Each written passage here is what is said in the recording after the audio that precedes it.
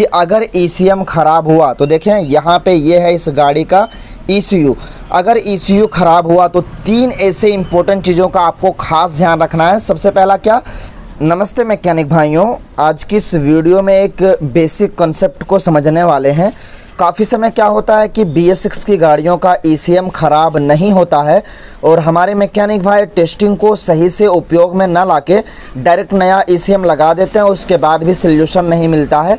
तो आज की इस वीडियो में आप सभी मैकेनिक भाइयों को बताएंगे कि ECM ख़राब है या सही, उसको कैसे चेक करना है और साथ ही साथ इसके इनपुट और आउटपुट को समझने वाले हैं। तो समझ सकते हैं इतने सारे वायरिंग हार्नेस में से इनपुट कौन सा है, आउटपुट कौन सा है, ये समझना काफ़ी ज़्यादा टफ हो जाएगा।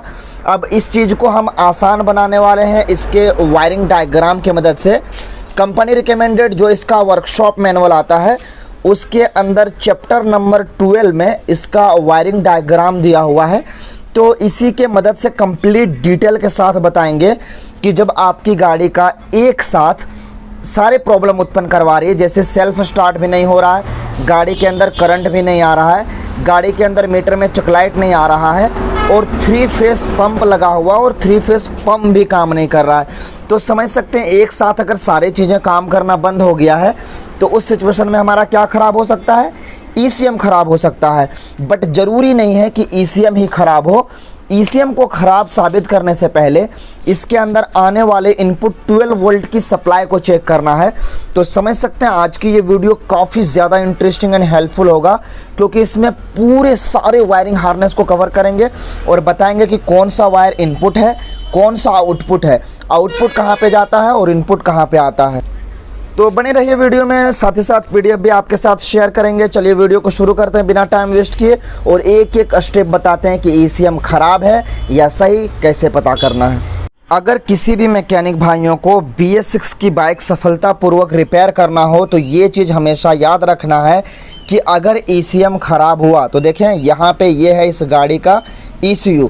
अगर ECU ख़राब हुआ तो 3 ऐसे इंपॉर्टेंट चीज़ों का आपको खास ध्यान रखना है। सबसे पहला क्या, कि जब भी ECM ख़राब होगा तो गाड़ी का फ्यूल पंप काम नहीं करेगा। कौन सा फ्यूल पंप काम नहीं करेगा, 3 फेस। इसके अंदर देखें 3 वायर आपको दिखेगा, 1 2 3। तो क्या है कि जब भी हमारी गाड़ी का ECM ख़राब होगा तो हमारी गाड़ी का फ्यूल पंप काम नहीं करेगा, क्योंकि इन तीनों वायरिंग का कनेक्शन सीधा इसके इस ECM से जुड़ा हुआ है। पहला चीज़, आप जैसे चाबी स्विच ऑन करें इसका फ्यूल पंप ज़रूर से ज़रूर चेक करें कि फ्यूल पंप चल रहा है कि नहीं। दूसरे स्टेप में आपको जो चेक करना है, इग्निशन कॉइल। ये देखें फ्यूल पंप के जस्ट अपोजिट यहाँ पे इग्निशन कॉइल है। जब भी फ्यूल पंप भी काम ना कर रहा हो, चाबी स्विच ऑन करने के बाद गाड़ी के अंदर करंट भी ना आ रहा हो, तो समझ सकते हैं कि एक साथ यहाँ पे आपको एक प्रॉब्लम 2 प्रॉब्लम दिख रहा है। तो इससे ये कंफर्म हो जाता है कि हमारी गाड़ी में ECM ख़राब है, क्योंकि यहाँ से भी एक वायर जो सिग्नल के लिए गया है करंट के लिए, वो यहाँ से जुड़ा हुआ है ECM से। और इसके साथ साथ आपको तीसरे स्टेप में जो चेक कर लेना है कि जब हम चाबी स्विच ऑन करते हैं तो क्या उस कंडीशन में हमारी गाड़ी का मीटर के अंदर जो चेकलाइट है वो जल रहा है कि नहीं, क्योंकि चेकलाइट का जो सीधा कनेक्शन है वो इसके ECM से ही है। ECM सही रहेगा जब भी मीटर में चेकलाइट जलेगा। तो चाबी स्विच जो है बार बार ऑन करें, बार बार ऑफ करें और ये चीज़ रेगुलर चेक करें कि मीटर में जो है चेकलाइट जल रहा है कि नहीं। तो सबसे पहले अगर आपका ये 3 चीज़ एक साथ काम करना बंद कर गया, यानी करंट भी नहीं आ रहा, फ्यूल पंप नहीं चल रहा और मीटर में चेकलाइट भी नहीं है, तो इससे ये पता चल जाता है कि हमारी गाड़ी का ECM ख़राब हो चुका है या इसको इनपुट वोल्टेज नहीं मिल रहा है। इसके साथ साथ और सारे प्रॉब्लम आपको देखने को मिलेंगे, जैसे इंजेक्टर छिड़काव ना करना, गाड़ी का सेल्फ ऑटोमेटिकली डायरेक्ट हो जाना, या फिर हमारी गाड़ी का जैसे चाबी स्विच ऑन किए उसके बाद से सेल्फ हमारी गाड़ी का काम नहीं कर रहा, तो वो सारे प्रॉब्लम आपको देखने को मिलेंगे।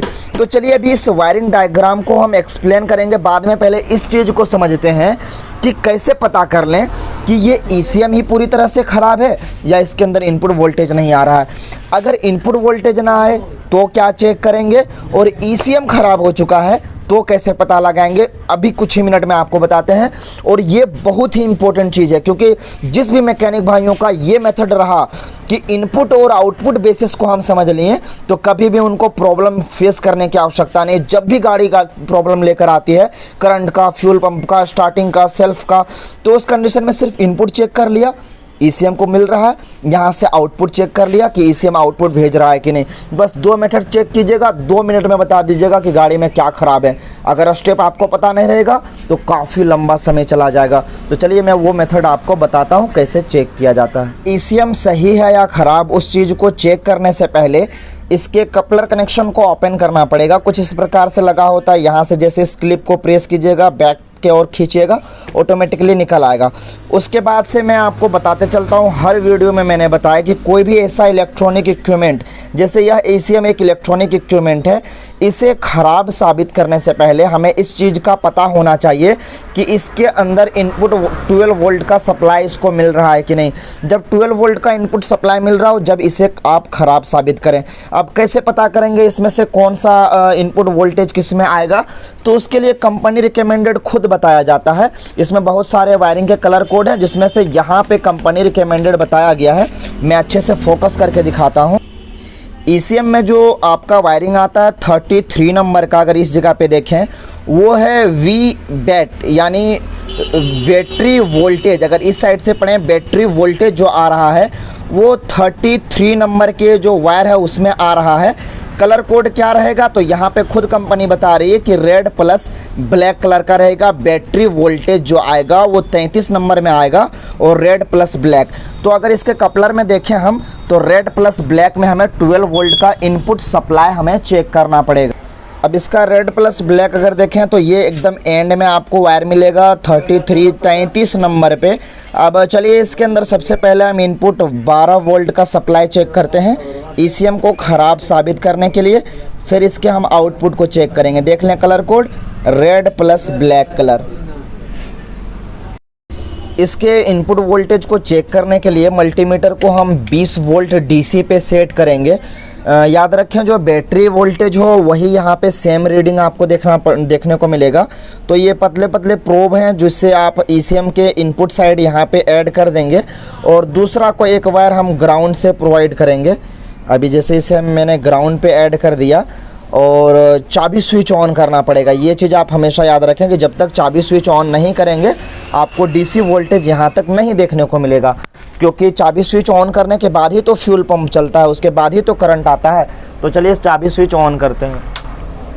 ये मैंने इसका चाबी स्विच ऑन किया।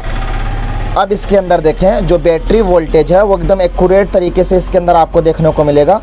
थोड़ा सा हाथ हिल रहा है इसलिए, चलिए मैं इसे अच्छे से फोकस कर लेता हूँ। ये देखिए 30 प्लस दिख रहा है, यानी 13 प्लस है, परफेक्ट है। बैटरी का DC वोल्टेज इसके रेड प्लस ब्लैक वाले वायर में आ गया। तो एक कॉन्सेप्ट तो आपको समझ में आ गया कि जब भी ECM को ख़राब साबित करने से पहले इनपुट वोल्टेज चेक करना है। तो ये तो सही हो गया कि हमारा इनपुट वोल्टेज सही आ रहा है। अब ये चेक करना है कि ECM काम कर रहा है कि नहीं। तो ECM का आउटपुट चेक करना है। अब एक चीज़ यहाँ पे आपको समझना पड़ेगा कि ECM को तो वर्क करने के लिए आता है कितना, 12 वोल्ट का DC वोल्टेज, और ECM सभी सेंसर्स को वर्क करने के लिए कितना वोल्टेज भेजता है, सिर्फ के सिर्फ 5 वोल्ट या उससे भी कहें तो कम। फ्यूल पंप को तो वर्क करने के लिए 3 फेज सिर्फ 2.5 से 3 वोल्ट के करंट से वर्क कर रहा, वोल्टेज से वर्क कर रहा है। तो समझ सकते हैं ECM को वर्क करने के लिए आएगा 12 वोल्ट, और ECM सेंसर्स को वर्क करवाने के लिए सिर्फ के सिर्फ भेजेगा 5 वोल्ट। चलिए वो भी मैं आपको दिखाता हूँ। इसे लगाने से पहले मैं चाबी स्विच ऑफ़ कर लेना चाहता हूँ। चाबी स्विच ऑफ़ कर दिया। अब चलिए इसके कपलर को मैंने लगा दिया है, अच्छे से फिक्स कर देना, इससे साउंड उत्पन्न होगा। ये देखिए साउंड उत्पन्न हो गया, ये लग गया। अब चलिए मैं आपको इसका आउटपुट चेक करवाता हूँ, आउटपुट कहाँ कहाँ पे जाता है, और लाइव दिखाएंगे। सिर्फ के सिर्फ 5 वोल्ट ही आपको दिखेगा। जब भी ECM का आउटपुट चेक करना हो तो सिर्फ के सिर्फ सेंसर्स में चेक करेंगे, ना कि एक्चुएटर में। आप समझ सकते हैं मैं कहना क्या चाहता हूँ। सेंसर यूनिट है ये, IAT सेंसर, मैप सेंसर और TPS सेंसर, 3 सेंसर इसके अंदर इंक्लूडेड है। तो ECM से आउटपुट इसके पास आएगा। अब ये ज़रूरी नहीं कि ये थ्रोटल बॉडी के अंदर सेंसर यूनिट ये भी लगा हुआ है और यहाँ पे लगा हुआ है। तो समझ सकते हैं ये है IACV वाल्व, और ये है एक एक्चुएटर। एक्चुएटर के अंदर DC सप्लाई आएगा तो 12 वोल्ट का आएगा, ना कि ECM से, क्योंकि एक्चुएटर हमारा ECM सिर्फ सिग्नल भेजता है, वोल्टेज इसका इसके अंदर रेफरेंस नहीं आता है। तो हम इसके अंदर इनपुट वोल्टेज चेक करेंगे, और साथ ही साथ इसका जो थर्मल सेंसर लगा होता है EOT यानी इंजन ऑयल टेम्परेचर सेंसर, इसके अंदर भी आउटपुट चेक करेंगे। अब काफ़ी समय मैकेनिक भाई हमारी बड़ी गलती कर देते हैं, वो सेंसर को कौन सा कवर कर लेते हैं, ऑक्सीजन सेंसर। यहाँ पे देखें, ऑटो सेंसर को कभी भी इनपुट वोल्टेज के तौर पे यूज में नहीं लाना है, वरना आप अच्छा ईसीएम को भी ख़राब साबित कर सकते हैं।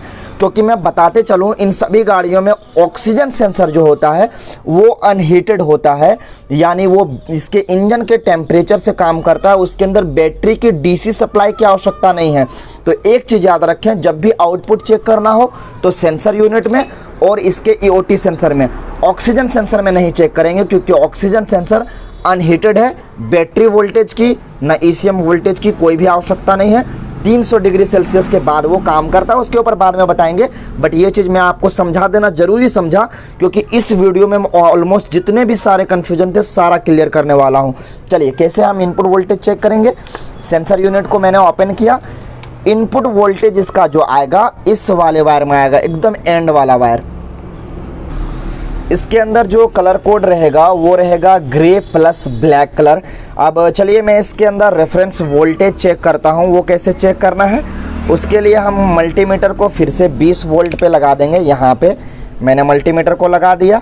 रेड वाले प्रोब को मैं इसके इस ग्रे प्लस ब्लैक वाले वायर में कनेक्ट कर दूँगा, यहाँ पे कनेक्ट कर दिया। और दूसरा एक वायर जो है उसे हम कहीं से भी ग्राउंड प्रोवाइड करेंगे, ये मैंने यहाँ पे ग्राउंड प्रोवाइड कर दिया। आप खुद देख सकते हैं मैकेनिक भाई कि इसके अंदर इनपुट कितना वोल्ट का आया, सॉरी आउटपुट ईसीएम कितना भेज रहा है, सिर्फ के सिर्फ 5 वोल्ट का। तो आप समझ सकते हैं जो मैंने बताया एकदम एक्यूरेट बताया, 5 वोल्ट का आउटपुट मिलेगा। इसके साथ साथ हमें एक सेंसर में और चेक करना पड़ेगा, वो है इसका ईओटी। तो ईओटी के अंदर हमें एक ब्लैक प्लस येलो या ग्रीन प्लस येलो के अंदर हमें चेक करना पड़ेगा, इनपुट 5 वोल्ट का आना चाहिए। तो देखें इसके अंदर भी थोड़ा सा दूरी ले जाइए, दूर, हाँ ये देखिए 5 वोल्ट का इसके अंदर आ गया। तो इससे पता ये चला कि ईसीएम का आउटपुट भी सही है, ईसीएम का इनपुट भी सही है, वहाँ से आने वाला वायरिंग भी सही है।